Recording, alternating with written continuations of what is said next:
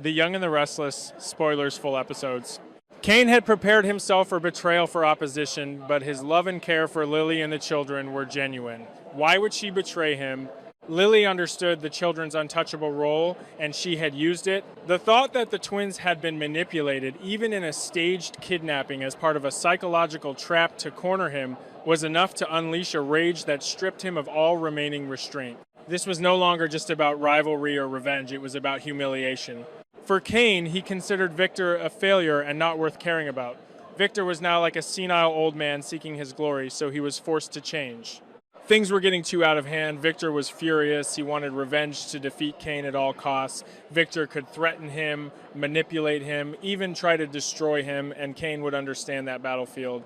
But Lily's choice to side with Victor, her helping to build the illusion, her allowing her fear of the twins to become a weapon against him, struck a much deeper and more painful chord. It showed him that this wasn't a temporary alliance born of necessity. This was a deliberate act. This was personal.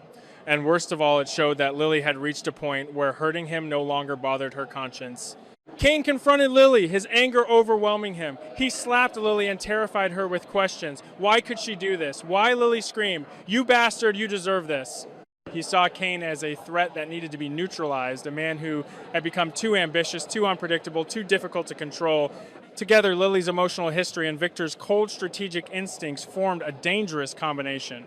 One understood Cane's weakest point precisely, and the other knew exactly how to exploit that weakness until nothing but devastation remained. They were bound together not by affection or trust, but by purpose. Sometimes that kind of alliance was even more dangerous, because it didn't depend on loyalty, it depended on mutual usefulness.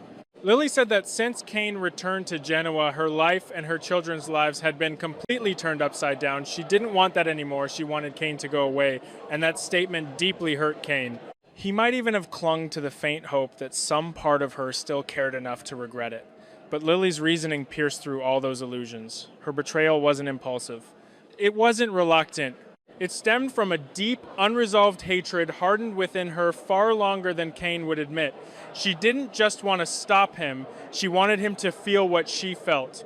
She wanted him to experience the shattering of unwavering trust, the panic of losing control, the bitter realization that trust could be weaponized by the very person who had once begged for it the most. Lily had to wake up. She couldn't be brainwashed by Cane anymore. She had to stand up and defeat him. She acted decisively. She had decided that Cane didn't deserve forgiveness. She had decided that every scheme he devised, every move he considered clever, every attempt to regain power deserved to be thwarted before it could succeed. In her mind, this wasn't pointless cruelty, it was justice. But would Victor treat her that way? The heavy oak doors of the Chancellor Mansion seemed to trap the suffocating silence inside the sprawling living room. The grandfather clock in the corner ticked with a rhythmic, agonizing precision, each metallic click amplifying the sheer disbelief radiating from Cane Ashby. He stood frozen in the center of the Persian rug, his chest heaving, his knuckles turning a stark, bloodless white as his hands clenched into fists at his sides. The air between him and his wife, his estranged, supposedly victimized wife, was thick, charged with the kind of volatile electricity that precedes a devastating storm. "You." Cane's voice was barely a rasp, scraping against the back of his throat like shattered glass. He swallowed hard, trying to force the oxygen back into his lungs, but the room felt entirely devoid of air. "You were in on it."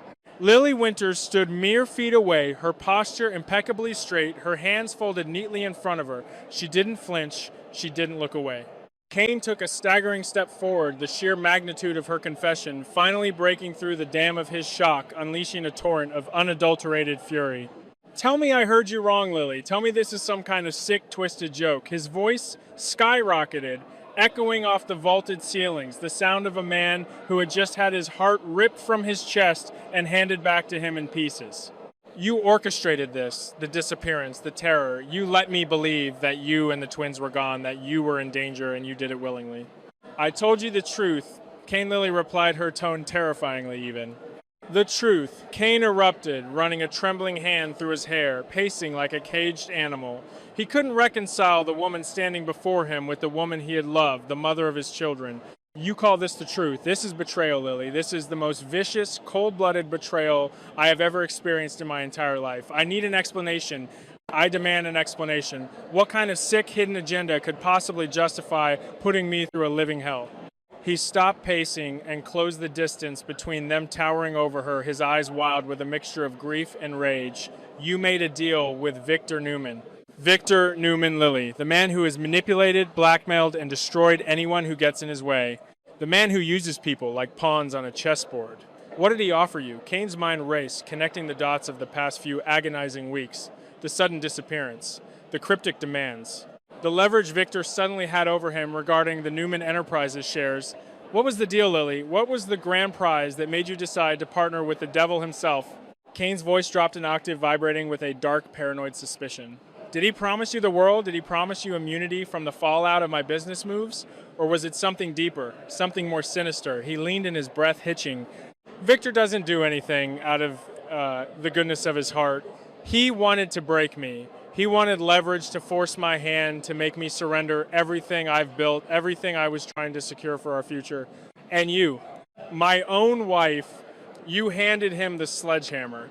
Lily's gaze remained fixed on his unblinking.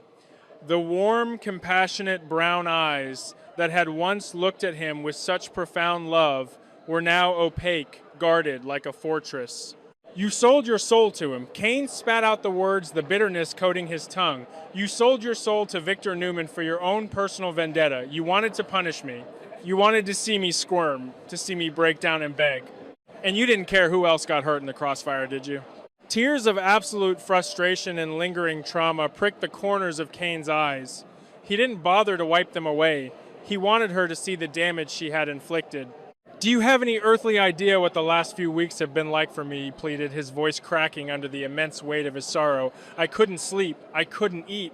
Every time the phone rang, my heart stopped, terrified. It was the police calling to tell me they had found your bodies. I recorded video messages, pouring my heart out, begging whoever took you to take me instead. I would have died for you. I would have traded my life for yours and the kids in a heartbeat. Kane gestured wildly around the empty room as if the ghosts of his recent torment were still lingering in the shadows. And the kids, Lily, the children. Do you realize the trauma, the absolute terror of this entire situation? Even if you think you shielded them, the psychological toll of being pawns in Victor Newman's sick game is irreversible.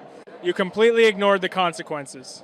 You were so blinded by your own self-righteous anger, your own desire to teach me a lesson, that you threw our family into the meat grinder. You didn't just betray me, you betrayed the very foundation of our family. Silence fell over the room once more, heavy and suffocating. Kane stood panting, his chest rising and falling rapidly, his eyes pleading for some sign of remorse, some crack in her armor. He desperately needed to see a flicker of guilt, a tear, anything to prove that the woman he loved was still in there somewhere. But Lily remained a statue of ice. Her face was a masterclass in emotional detachment. She didn't cross her arms defensively. She didn't avert her gaze in shame. She simply stood there, absorbing his verbal assault with a chilling, impenetrable calm. When she finally opened her mouth to speak, her voice was not laced with the fiery passion of an argument, nor the trembling sorrow of an apology. It was clinical. It was terrifyingly resolute. Are you finished? Lily asked, the quietness of her voice cutting through the lingering echoes of his shouting like a scalpel.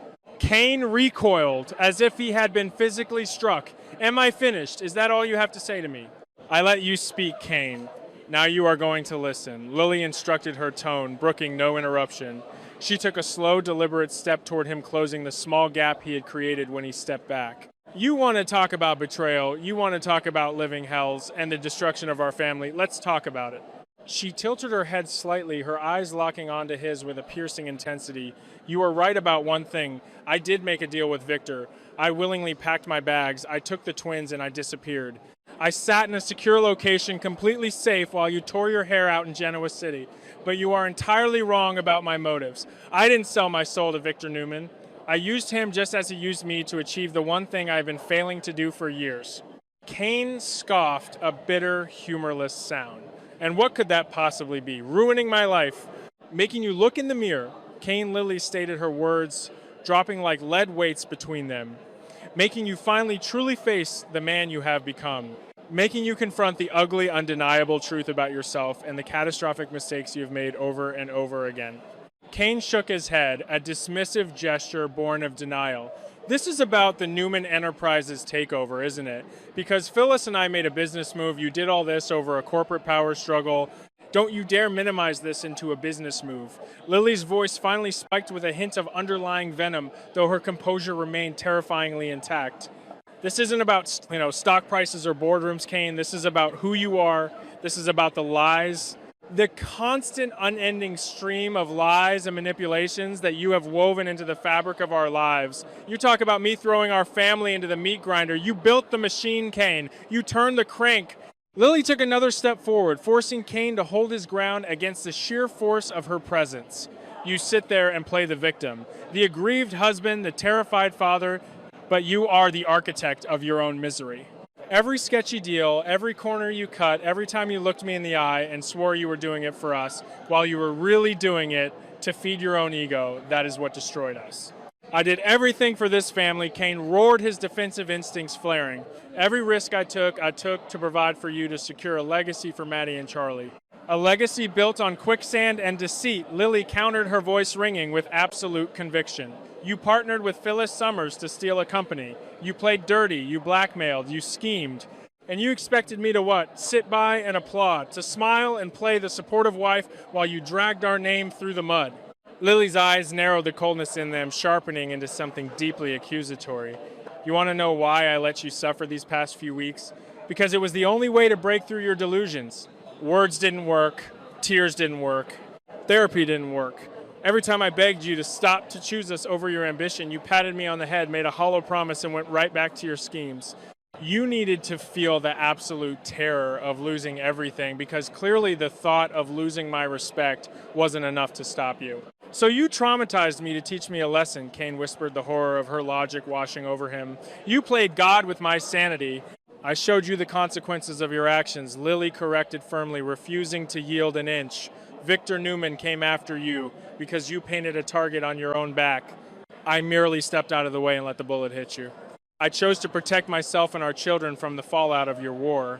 If I had stayed, we would have been collateral damage in your endless pursuit of power. Lily paused, letting the silence stretch, forcing Cane to absorb the full weight of her indictment. You accused me of destroying our family from the outside with this deal. But the truth, Cane, the ugly, undeniable truth that you are terrified to admit, is that your decisions destroyed this family from the inside long before I ever picked up the phone to talk to Victor. She pointed a perfectly manicured finger at his chest, tapping it against his sternum with each punctuated word. You broke the trust. You shattered the foundation. You chose the thrill of the hustle over the peace of our home. I didn't break our marriage, Cane. I just finally stopped trying to glue the pieces back together while you were still smashing them with a hammer. Cane stood completely paralyzed, his breath caught in his throat. The sheer force of Lily's ruthless explanation hit him like a succession of physical blows. He had braced himself for apologies, for tears, for a desperate plea for forgiveness. He had expected to be the righteous judge, granting or withholding mercy to a remorseful wife. Instead, he found himself standing before a judge and executioner who had already handed down her sentence. He stared at Lily, searching her face for any trace of the girl he had fallen in love with all those years ago. The girl who had looked past his own complicated history, who had believed in him when no one else did.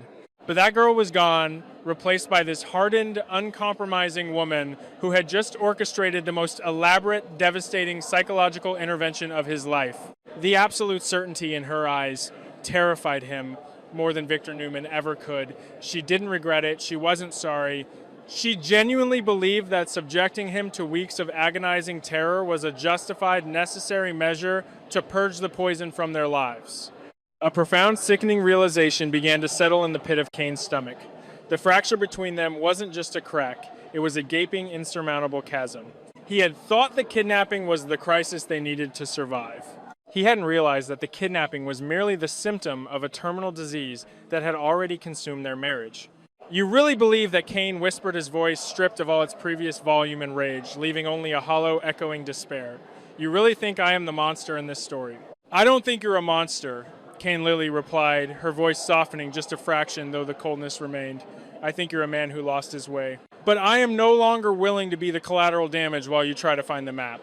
The air in the room, previously electric with shouting and accusations, now felt heavy, stagnant, and utterly suffocating. The silence that stretched between them was no longer the silence of shock, it was the silence of an ending. It was the quiet that falls over a battlefield when the smoke clears and the staggering number of casualties is finally revealed. Cane looked down at his hands, the hands that had built a life with this woman, the hands that had held their children, the hands that had apparently torn it all apart. He felt a cold sweat break out across his forehead, a dizzying wave of vertigo washing over him as the reality of his situation crystallized. He had lost her. Not to a kidnapper, not to Victor Newman, but to his own hubris. He looked back up at Lily. She was already turning away, moving to pick up her purse from the entryway console. The casual, mundane nature of the gesture was violently jarring compared to the emotional slaughter that had just taken place.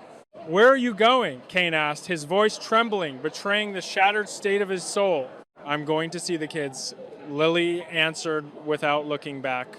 "They are safe, they are happy, and right now they need their mother." "And what about me?" Cane asked, the desperation leaking through his carefully constructed facade of anger. "Where does this leave us?" Lily paused at the door, her hand resting on the brass knob. She turned her head slightly, offering him a profile that was as beautiful as it was unyielding. "That," Lily said softly, the finality in her voice echoing like a slamming vault door, "is entirely up to you. But I suggest you start by looking in the mirror."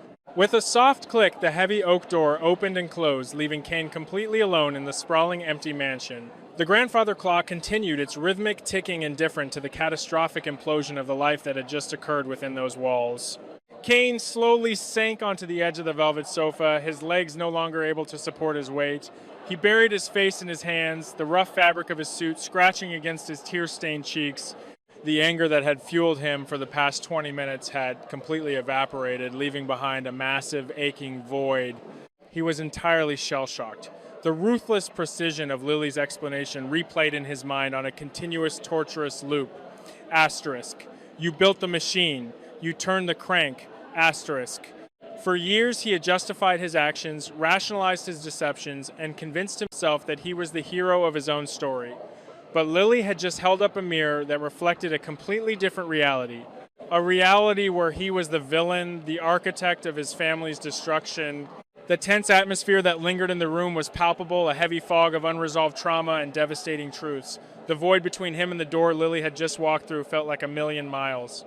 He knew with a terrifying certainty that the road ahead would be the most difficult journey of his life. He had to face his demons, dismantle the lies, and somehow find a way to rebuild from the ashes of the inferno he had started. But as he sat alone in the crushing silence, staring into the massive empty space she had left behind, Cane Ashby couldn't help but wonder if there was anything left to salvage, or if the trouble signaling ahead was simply the final, unavoidable end of everything he held dear.